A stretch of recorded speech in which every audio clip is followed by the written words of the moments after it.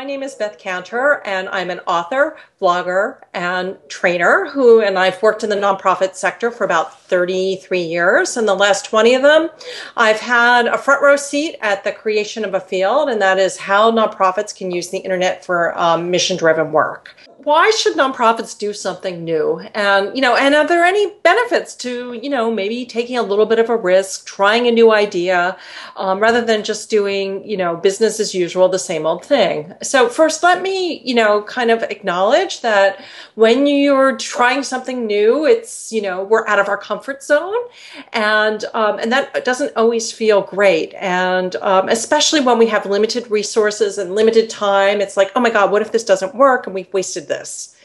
So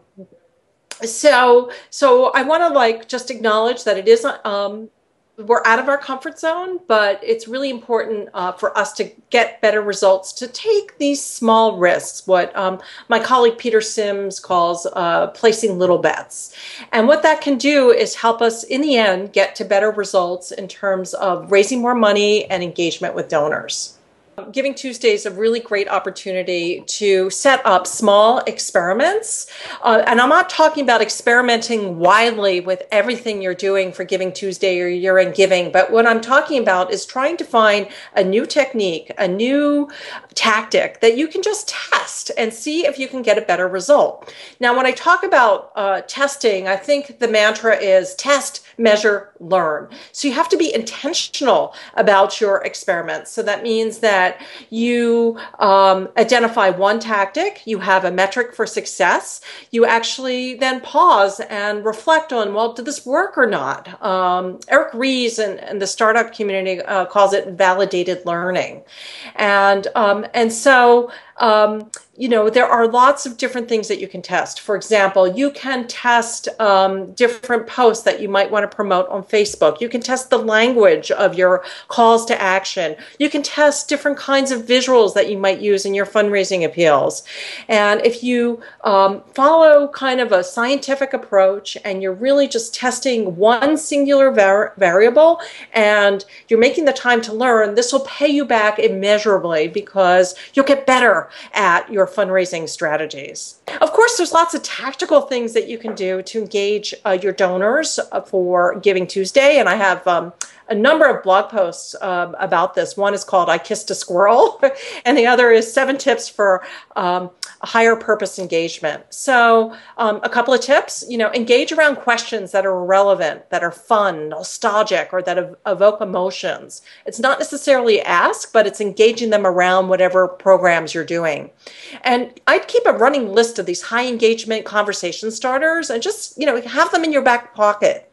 As part of your planning on the lead up to Giving Tuesday, start a parking lot, if you will, or a collection of these kinds of questions. And maybe it's things that come or emanate out of, the social media work that you're already doing, and you're kind of listening to your supporters, because you should know, what are the things that they want to talk about related to your mission and engage around that. Here are my top takeaways for running and having a successful Giving Day campaign. So first of all, this is something that I've learned working with a lot of local communities that are hosting Giving Days. I really think the key is to start early, okay? Don't, what is the date? December, in early December when Giving Tuesday kicks off, don't start writing your plan the day before. Really give it a good 3 to 4 to 6 months of planning and have that all into play. And if you go up to the Giving Day playbook, or just Google it, the Knight Foundation has put together this amazing playbook, and you can download spreadsheets and resources and tools that will help you think through and have your plan in place. So start early. The other thing is, when you are getting your messaging out there, don't just ask for money, but talk about what that money will do. Talk about what the impact will have. Your gift to our organization will allow this to happen. When I was out fundraising for an organization called the Sharing Foundation, which supports children in Cambodia, I was raising money for college scholarships for young women, and I said, your gift of $25 will change a young woman's life because it'll enable her to go to college. The other thing, too, is to make sure that you say thank you to your donors in really creative ways, even handwritten notes, photos. Make sure that you are really thanking your donors in a really creative way. There's nothing worse than having someone give a gift and then just get that kind of generic email, thank you, and you can scale this according to how much they've given, because I know, it is a little bit of extra work, but it is extra. It does pay off because people feel like they're appreciated. So how do you get your team involved in your giving day, and how do you get them excited about it? That's so important. And so I think the first thing is that your job, you're a cheerleader. Okay, you have to be excited about it yourself, and excitement is contagious.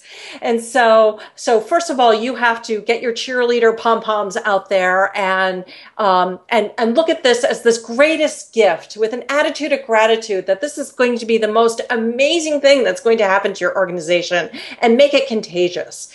Second of all, board members and your staff members and volunteers, internal stakeholders, they can be your best champions because they know a lot about your mission. They too should have a lot of enthusiasm. And also to external parties, they are probably more trusted than your brand's identity because they are real people.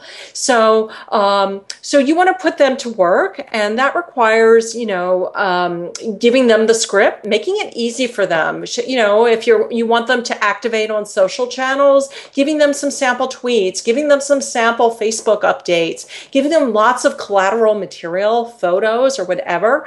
And if you're saying, oh my God, that's going to take so much time to create, and oh my God, well, rest assured that Giving Tuesday has amazing resources up on the site that you can download and easily repurpose for your organization.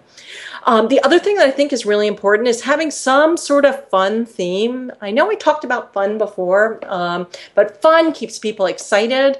And looking at some of the giving days that have been hosted across the country, I think about like Seattle, I think their Big Give Day. They used this whole theme of superheroes, and they gave all their staff and board members these superhero masks, and they wore them throughout the day, and they were tweeting pictures and sharing them on Instagram. And what happened was the local nonprofits who were also doing the Giving Day, they took pictures of themselves with masks and cape, and everybody had a great time. I can't stress this enough, saying thank you, but you can also talk about your success in your thank you letters. We couldn't have done this without you. And you know what? It doesn't have to also be right after the day. I remember one of the best tweets I saw from the Seattle Giving Day is, and it's a few months now since it's gone. They were actually, they took a photograph of their controller who was mailing the checks out to nonprofits. So this kind of repeated thank you and what did we achieve. But also be sure to share the story of your impact. So it's not about how many dollars were raised or yeah, we'd like that. That's, the most important thing to many of us, but it's also about how they're being used. As I said before, what did it actually accomplish for your organization? The fact that you raised $5,000 or $10,000, or that you brought in this many donors. How does that translate to your results? A lot of organizations have used infographics that have summarized results. And I'm thinking about, there's a fantastic one from Georgia Gives Day. It's up on my blog. And I asked them, I said, oh my God, was this really expensive? And, how did you do this? But they use one of those free programs that allows you to create infographics. I think it was called PictoChart. I can't remember, but so you can actually, do an infographic. Another way to share the story of your success is also to do thank you videos. And these days, it's it doesn't have to be a high production value or high cost. You can just get out your iPhone and record it. And you can also encourage your donors to also send thank yous to people in their networks who donated.